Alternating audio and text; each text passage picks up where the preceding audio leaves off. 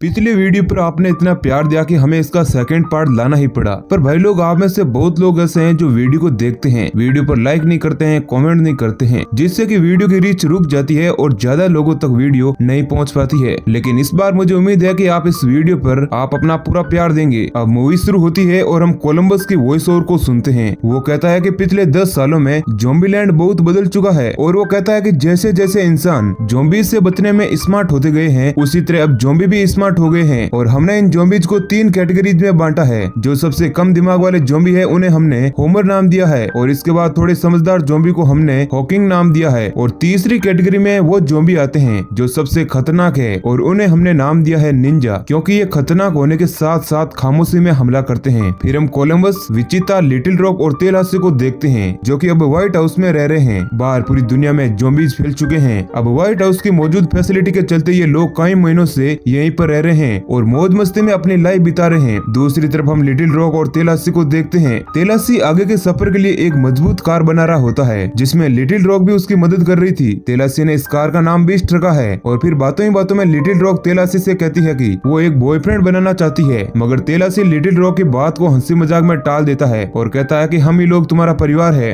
अब क्योंकि little rock बहुत बड़ी हो चुकी है और साथ ही साथ अब लिटिल रॉक का व्हाइट हाउस में मन नहीं लगता है। और फिर रात में हम विचिता और कोलंबस को देखते हैं, और वो दोनों भी लिटिल रॉक की इसी समस्या के बारे में बात कर रहे होते हैं, जिसकी वजह से विचिता का मूड थोड़ा ऑफ हो जाता है। फिर कोलंबस विचिता का मूड ठीक करने के लिए उसे शादी के लिए प्रपोज करता है, मगर कोलंबस के इस मूव से विचिता और परेशान हो जाती है, क्योंकि विचिता शादीशुदा जिंदगी में विश्वास नहीं करती। उसका मानना है कि शादियां ज्यादा दिन तक नहीं चलती और कहीं न कहीं बाद में जाकर डाइवोर्स हो जाता है। और फिर वे दोनों लोग सो जाते हैं। अब अगले दिन जब कोलंबस उठता है तो तेलासी उसे बताता है कि विचिता और लिटिल रॉक यहाँ से भागे हैं, और साथ ही में वो उसकी फेवरेट बिस्ट को भी लेकर भागे हैं, जिसे वो कई दिनों से बना रहा था। दूसरी तरफ हम देखते हैं कि विचिता कार को ड्राइव करते हुए लिटिल रॉक को बता रही होती है कि वो किसी रिश्ते में नहीं बंधना चाहती, और कोलंबस की यही प्रॉब्लम है कि वो रिलेशनशिप और शादी जैसी चीजों पर बहुत फोकस्ड है। और फिर विचिता लिटिल रॉक से कहती है कि ये तो अच्छा है कि तुम्हारा कोई बॉयफ्रेंड नहीं है, लेकिन तभी अचानक उनकी कार के सामने एक लड़का आ जाता है, जो कि दिखने में 21 से 22 साल के बीच का होता है। अब यहाँ से सीन चेंज होता है और हम कोलंबस और तेलासी को देखते हैं। विचिता के जाने के बाद कोलंबस आज अपने दिल को बहलाने के लिए शॉपिंग मॉल आया हुआ है और यहाँ थोड़ी मौज मस्ती में टाइम पास कर रहा है। तभी उसके सामने एक जिंदा लड़की आ जाती है, जिसका नाम मेडिसिन है। मेडिसिन बताती है कि वो बहुत दिनों से मॉल के फ्रीजिंग रूम में रह रही है, और साथ ही में वो इतनी जोर से बोलना शुरू होती है कि रुकने का नाम ही नहीं ले रही होती है, जिसे देख तेलासी समझ जाता है कि इसमें ज्यादा दिमाग तो है नहीं। फिर वो तीनों व्हाइट हाउस वापस आते हैं और मेडिसिन व्हाइट हाउस को देखकर बहुत ही खुश होती है और फिर से वे बक बोलना शुरू हो जाती है। फिर तेलासी कोलंबस से कहता है कि इससे तो हमें यहाँ लाना ही नहीं चाहिए, और इस अफसोस के बाद वो तीनों सोने चले जाते हैं। फिर रात में तेलासी और कोलंबस को सोते वक्त एक आवाज सुनाई देती है और उन्हें लगता है कि कोई ज़ॉम्बी घर में घुस आया है। फिर वो दोनों उसे ढूंढते ढूंढते गिराज में पहुंच जाते हैं और देखते हैं कि विचिता वापस आ गई है, मगर विचिता उन्हें कहती है कि वो उनके साथ नहीं रहने आई है, बल्कि वो तो हथियार और कुछ सप्लाईज लेने आई है। फिर विचिता कहती है कि लिटिल रॉक एक नए लड़के के साथ भागी है। अब इस बात को सुनकर तेलासी को बहुत गुस्सा आता है, क्योंकि तेलासी लिटिल रॉक को अपनी बेटी की तरह मानता है, और तेलासी का गुस्सा तब और बढ़ जाता है जब विचिता उससे कहती है कि वो लड़का एक अहिंसावादी सिंगर है, यानी वो ज़ॉम्बीज को किसी भी हालत में नहीं मारेगा। तेलासी गुस्से में आकर सारा सामान इधर उधर फेंकने लगता है, क्योंकि ज़ॉम्बीलैंड में अहिंसावादियों के लिए कोई भी जगह नहीं है। फिर वो सभी अगली सुबह लिटिल रॉक को ढूंढने के लिए ग्रासलैंड निकल जाते हैं, और कार के नाम पर उनके पास एक मिनी वैन होती है, जिससे तेलासी सबसे ज्यादा नफरत करता है। सफर करते हुए रास्ते में सभी को एक जगह ज़ॉम्बीज का सामना करना पड़ता है, जहाँ मेडिसिन को एक ज़ॉम्बी काटने ही वाला होता है, मगर कोलंबस उससे बचा लेता है। अब यहाँ पर उन सभी को एक नए किस्म का ज़ॉम्बी मिलता है, जो कि जान लेने में सबसे खतरनाक और फूड चेन में सबसे ऊपर है, जिसकी वजह से ये लोग इसका नाम T-800 रखते हैं। फिर ये सभी लोग वहाँ से निकल जाते हैं और रास्ते में मेडिसिन की तबीयत खराब होने लगती है और वो ढेर सारी उल्टियाँ करती है और उसकी आवाज भी किसी ज़ॉम्बी की तरह हो जाती है। तब बचे हुए लोग मेडिसिन को मुक्ति देने में ही उसकी भलाई समझते हैं, जिसके बाद कोलंबस मेडिसिन को जंगल में ले जाता है और जहाँ से हमें एक गन फायर की आवाज सुनाई देती है, जिससे ऐसा लगता है कि उसने मेडिसिन को मार दिया है। फिर कोलंबस वापस आता है और वो सभी लोग वहाँ से निकल जाते हैं और ग्रासलैंड में एल्विस के घर पहुँचते हैं, जहाँ लिटिल रॉक के जाने का प्लान था, मगर वहाँ पर उन्हें कोई भी नहीं मिलता। बिल्डिंग एकदम खंडर पड़ी है, जिससे पता चलता है कि यहाँ सालों से कोई भी आदमी नहीं आया है। फिर वो सभी निराश होकर वहाँ से आगे बढ़ते हैं और रास्ते में उन्हें एक घर मिलता है जिसमें लाइट जल रही होती है, और उस घर के सामने तेलासी की बनाई हुई वह बीस्ट कार भी खड़ी होती है, जिसे देखकर उन्हें यकीन हो जाता है कि शायद लिटिल रॉक वहीं पर है। फिर वो सभी लोग गाड़ी से उतरकर घर के अंदर जाते हैं और देखते हैं कि फिलहाल उसमें कोई भी नहीं है और पूरे घर को एल्विस से रिलेटेड सामान से सजाया हुआ है। इससे पता चलता है कि ये घर जिसका भी है वो एल्विस का बहुत ही बड़ा फैन है। और यहाँ ट्विस्ट की बात तो यह है कि तेलासी भी एल्विस का बहुत बड़ा फैन है, इसलिए वो इन सभी चीजों को देखकर बहुत खुश होता है। विचिता लिटिल रॉक के ना मिलने से और निराश हो जाती है। अब तेलासी घर में रखे एक पियानो को बजाने लगता है। तभी वहाँ पर नवादा नाम की एक लेडी आती है और तेलासी को घर का सारा सामान यूज करने की वजह से उसे बहुत जोर से मारती है और उसे गन पॉइंट पर ले लेती है। तभी वहाँ पर विचिता और कोलंबस भी आ जाते हैं और नवादा को शांत करते हुए समझाते हैं कि वो तो बस लिटिल रॉक नाम की लड़की को ढूंढ रहे हैं। तब नवादा बताती है कि वो कुछ ही टाइम पहले यहाँ आई थी और फिर वे एक बेवकूफ आदमी यानी अहिंसा के पुजारी के साथ यहाँ से भाग गई थी।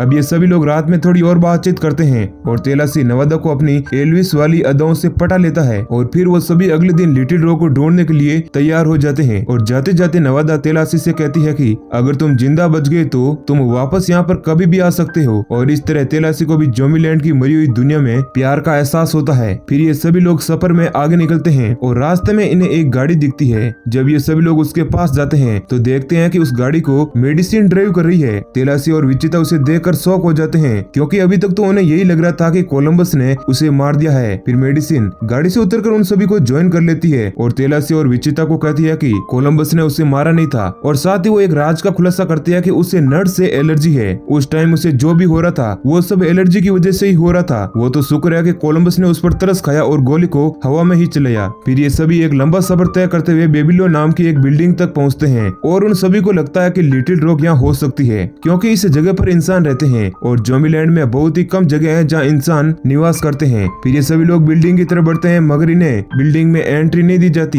क्योंकि इनके पास गन्स होती है और जो भी लोग इस बिल्डिंग में रहते हैं वो सभी अहिंसावादी है यानी कि वो ज़ोंबीज को नहीं मारते। जिसके बाद इन सभी लोगों को मजबूरी में अपने हथियार इन लोगों को देने पड़ते हैं और फिर वो लोग उन हथियारों को पिघला कर खत्म कर देते हैं। अब तेलासी और बाकी लोग बिल्डिंग के ऊपर जाते हैं जहाँ फाइनली इन्हें लिटिल रॉक मिल जाती है और यहाँ तेलासी उस लड़के को भी पीटने वाला होता है जो कि अहिंसावादी था मगर विचिता और कोलंबस उसे पीछे से पकड़ लेते हैं। फिर शाम के वक्त खाना पीना करने के बाद तेलासी सबको कहता है कि अब लिटिल रॉक मिल गई है और यहाँ मेरा काम खत्म हो गया है। अब मैं अकेला अपने एक नए सफर पर निकल रहा हूँ और वो सबको गुड बाय कहकर वहाँ से निकल जाता है। अब हम देखते हैं कि जब तेलासी रास्ते में जा रहा होता है तब वो देखता है कि एक T-100 ज़ोंबीज की फौज बेबीलोन की तरफ आ रही है। जिसके बाद वो अपनी गाड़ी को वापस घुमाता है और उस बिल्डिंग की तरफ वापस भागता है और वापस आकर वो उन सभी को कहता है कि वो ज़ोंबीज यहीं पर आ रहे हैं। तेलासी बिल्डिंग में रहने वाले सभी लोगों से पूछता है कि हथियार कहाँ पर है। जिसके बाद वो लोग कहते हैं कि हमने तो हथियारों को पिघला कर खत्म कर दिया है। अब ये बात सुनकर तेलासी को बहुत गुस्सा आता है मगर अब इन सब बातों पर अफसोस करने का कोई भी फायदा नहीं है। अब तेलासी एक प्लान बनाता है जिसमें वो अपने टीम को नीचे ले जाता है और बिल्डिंग के एंट्री गेट पर बहुत सारा बायोडीजल बिछा देता है ताकि वो ज़ोंबीज को विस्फोट के साथ मार सकें। अब हम देखते हैं कि जब वो ज़ोंबीज बिल्डिंग में एंट्री करते हैं तो तेलासी और उसकी टीम उसे डीजल में आग लगा देती है और एक धमाके के साथ बहुत सारे ज़ोंबी खत्म हो जाते हैं। मगर जब आग बुझती है तो वो लोग देखते हैं कि एक बहुत बड़ी ज़ोंबीज की फौज वहाँ आ गई है और वो बिल्डिंग में एंट्री करने लगी है। अब उन सभी लोगों को लगता है कि उनके मरने का वक्त आ गया है और वो एक दूसरे के गले मिलते हैं। लेकिन तभी वहाँ पर नवादा